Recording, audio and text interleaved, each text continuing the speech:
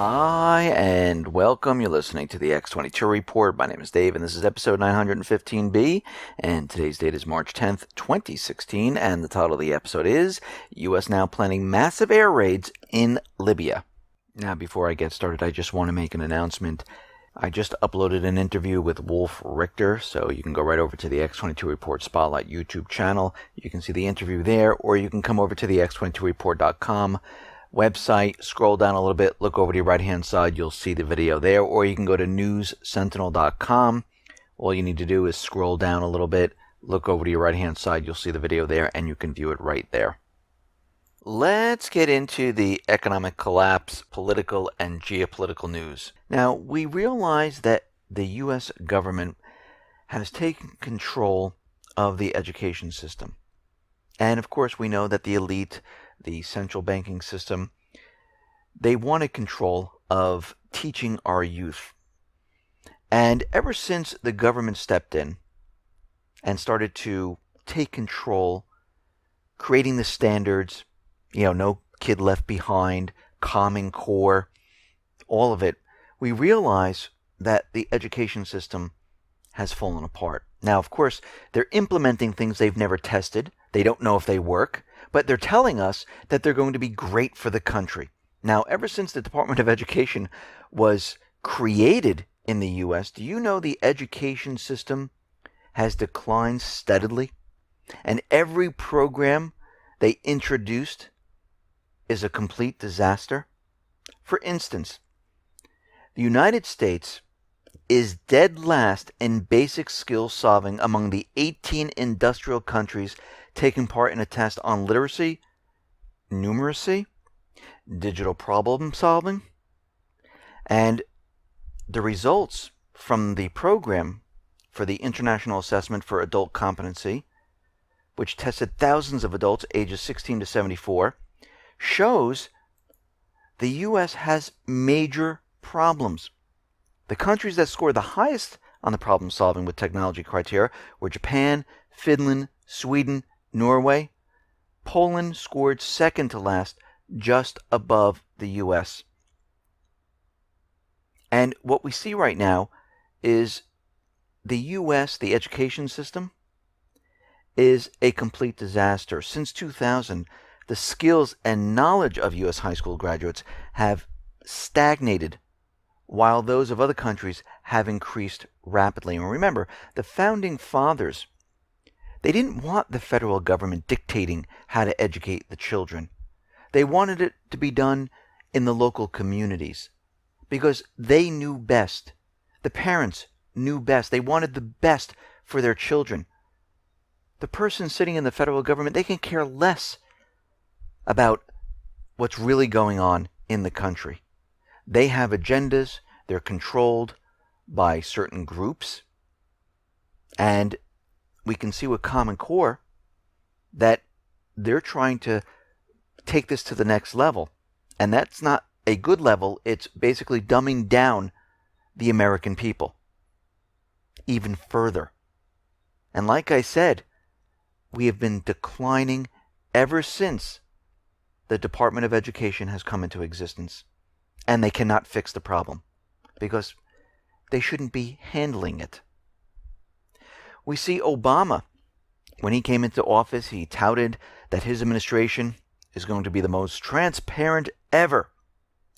But the Freedom of the Press Foundation says that documents that were released under the Freedom of Information Act lawsuit show there was an effort on the Obama administration to kill transparency. I don't think this is really coming as a shock to anyone. Now, the nonprofit Freedom of the Press Foundation sued the Department of Justice for documents detailing its correspondence with Congress regarding the reform of the Freedom of Information Act that failed to pass Congress last year despite strong support from legislators. And what we see right now is that Obama was instructing federal agencies to hold back information, to stall as long as they possibly can, and to hide certain information.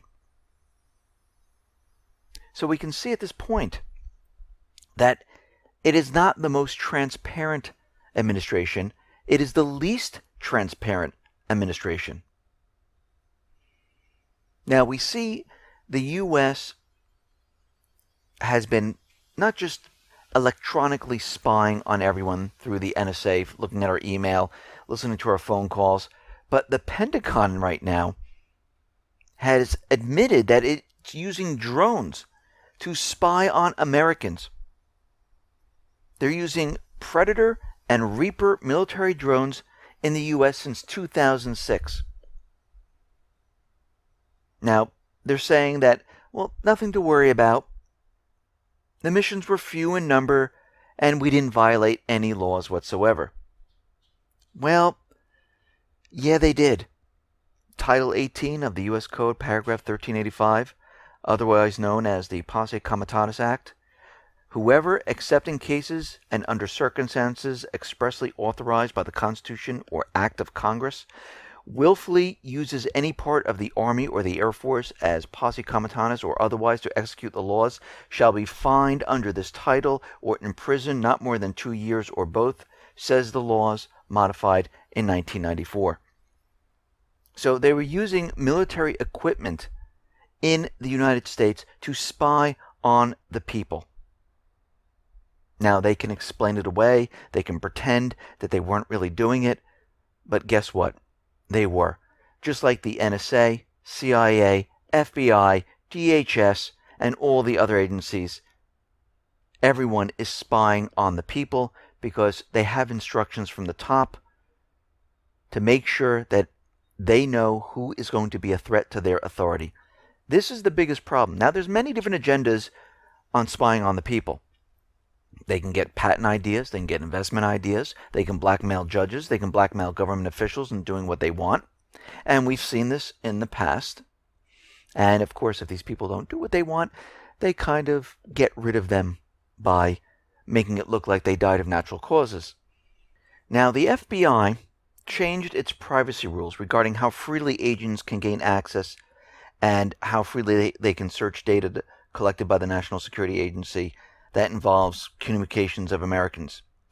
They just won't say what the changes are.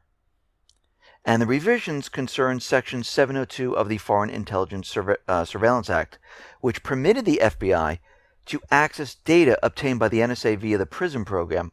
That data includes emails, texts, phone calls made by foreigners. However, if any of the communications involved Americans, then the data could be accessed and retrieved as well, which is completely against the Fourth Amendment.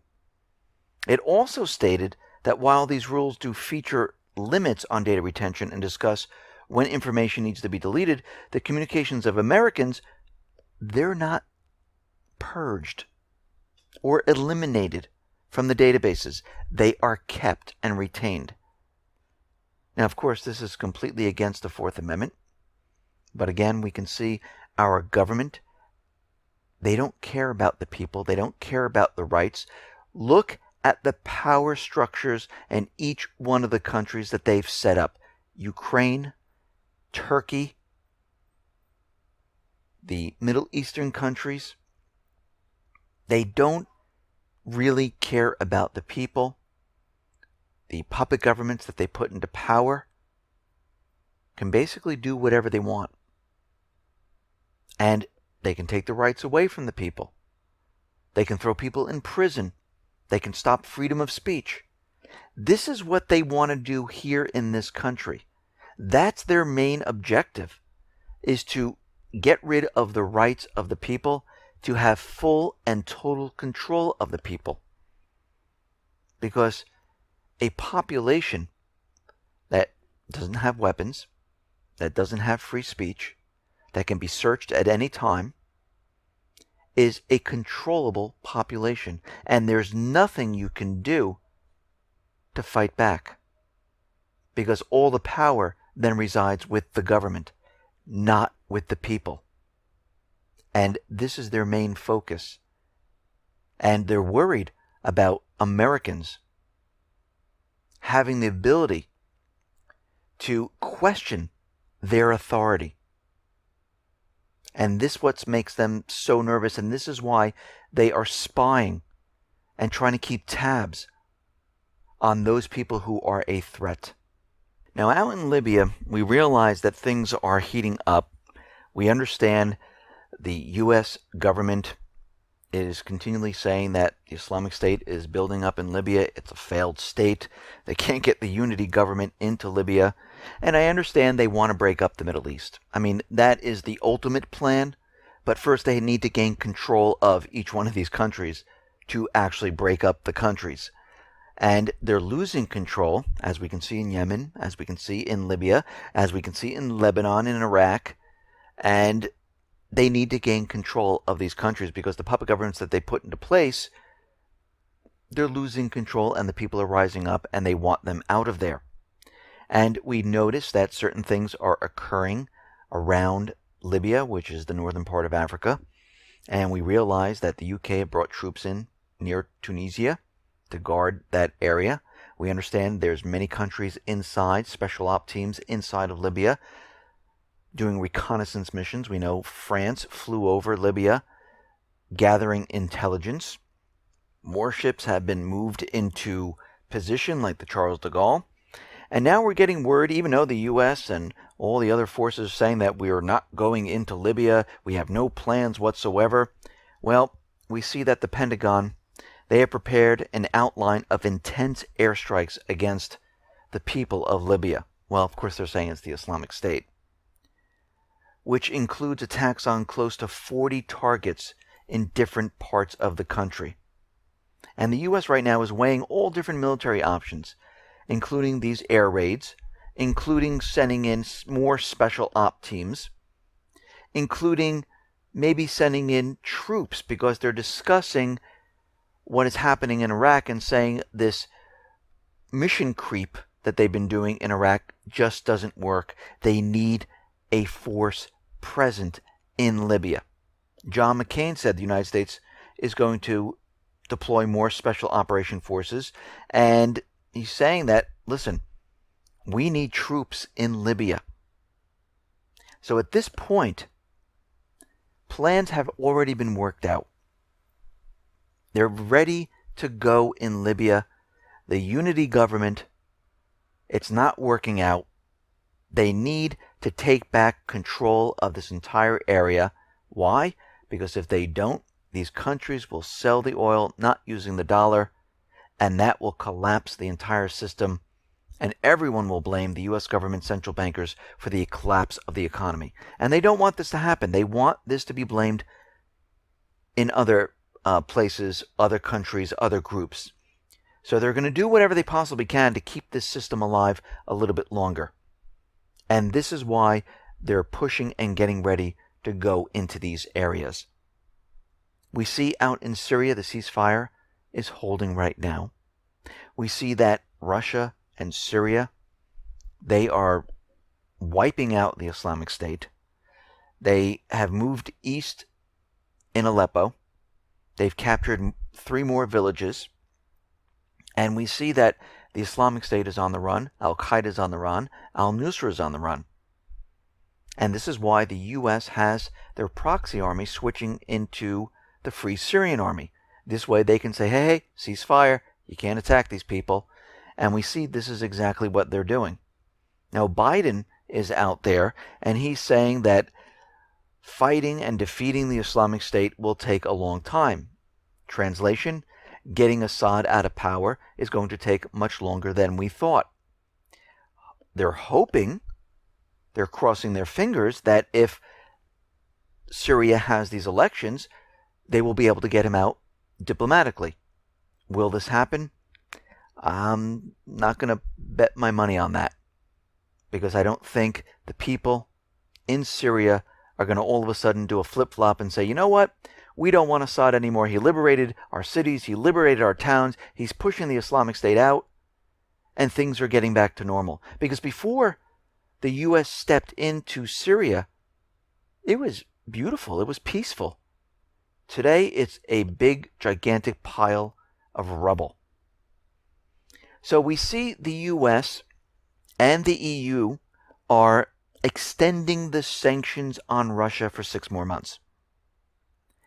And this is going to go to September 15th of 2016. And they're continually pushing the idea that Russia is being very aggressive in Ukraine. They shouldn't be in Syria. They're causing the problem. But are they really causing the problem? Well, they're causing the problem for the U.S., who wants to remove Assad. Now, we see the Northern Thunder military exercise in the Saudi desert of 350,000 troops is coming to an end. The exercises, which took place near Kuwait and Iraq, began 12 days ago. So now they coordinated all the soldiers. They have all the military assets in this area. And most likely, most of it's going to stay in this area. This is what always happens.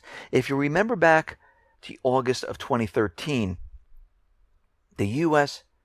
and the coalition forces had drills in Jordan prior to the sarin gas attack. Now, these drills occurred in May to June, and they left the equipment in Jordan because their plan at the time was to invade Syria. The same thing occurred in 2014 when there was an election that was going on in Syria back in June. They had this massive drill in the same exact area, and all of a sudden the Islamic State appeared, and the equipment was used and funneled in to supply the Islamic State, and the U.S. started bombing Syria. Now we have 350,000 troops and all this equipment right in Iraq and right in Kuwait. Right there, ready to go. And we can see that in the next couple of months here, we know something might occur in April or May. Might go into May, we don't know. But around this time period, something is going to happen. Because if the U.S. does not remove Assad diplomatically with these Geneva talks, with the elections,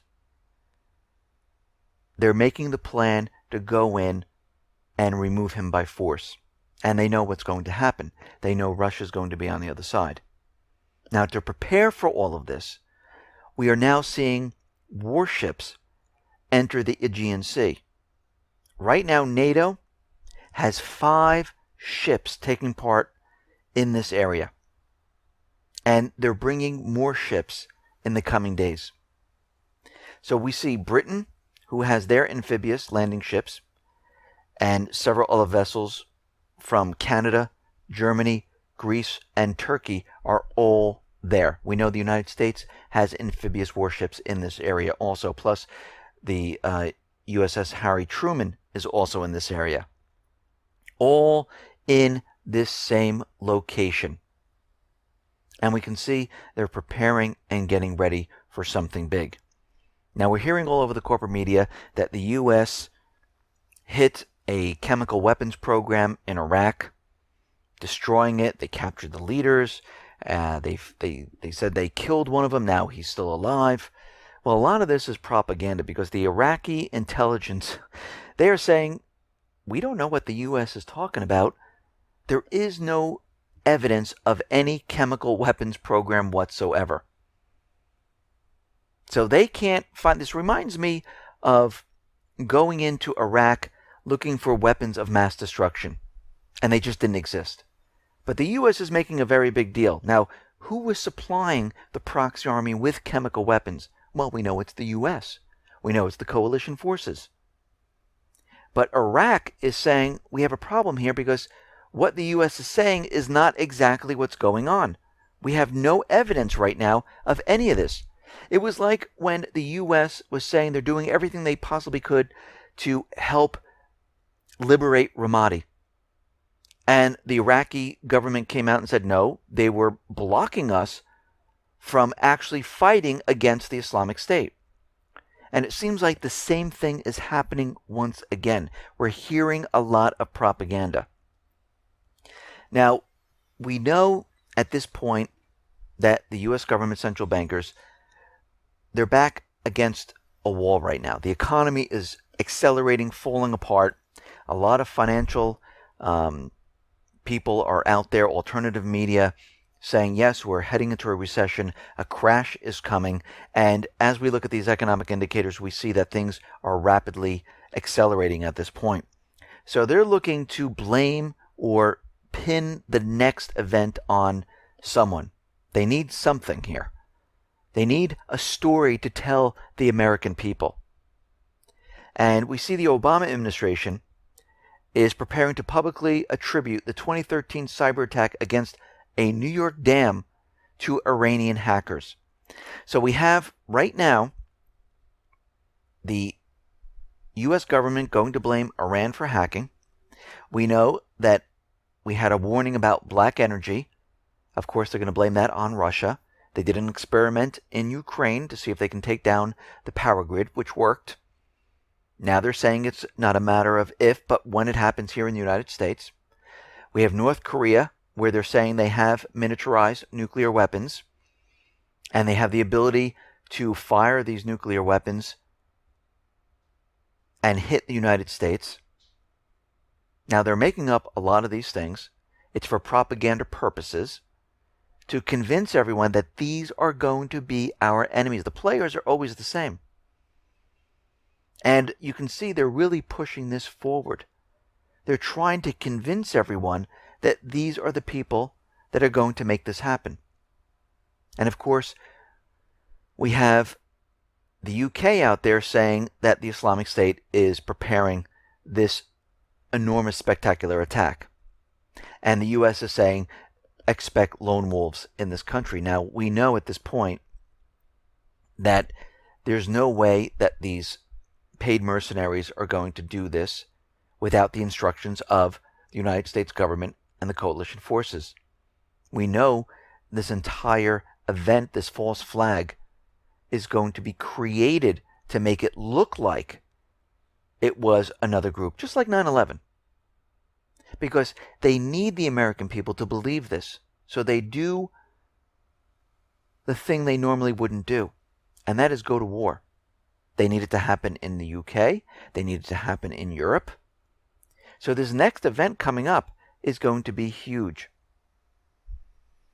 Now, we see all over the corporate media that there's a leaked ISIS entry form that exposes about 22,000 terrorists over 50 states.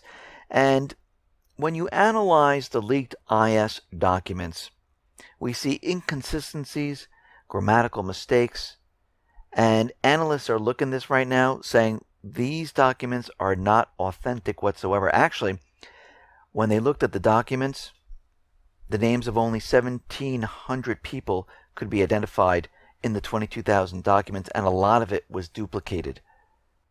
And many of the people were already known. So they're looking at this saying that the uncharacteristic language in the documents, it all seems to be a complete fake. It's hoax. They're very suspicious about this. And this is just to get everyone all riled up to say, oh my God, look, 22,000 terrorists.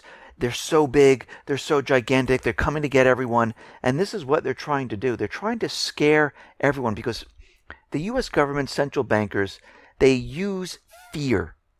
Fear is powerful, where they can take it and they can push you into doing things that you really don't want. When you go to an airport, do you want to be pat down? No. So they scare you into thinking that if we don't do this, we can't keep you safe. If we don't protect you, we can't keep you safe. If we don't take away your rights, we can't keep you safe. And we can see they continually use fear. And what's very interesting is that when we look at everything here, the fearmongers are really our government employees. They're the ones who are using fear to push their agendas, to get people to do things they normally wouldn't do. Listen, everyone, thanks a lot for listening. Be well, be safe, and especially be prepared. Thanks a lot.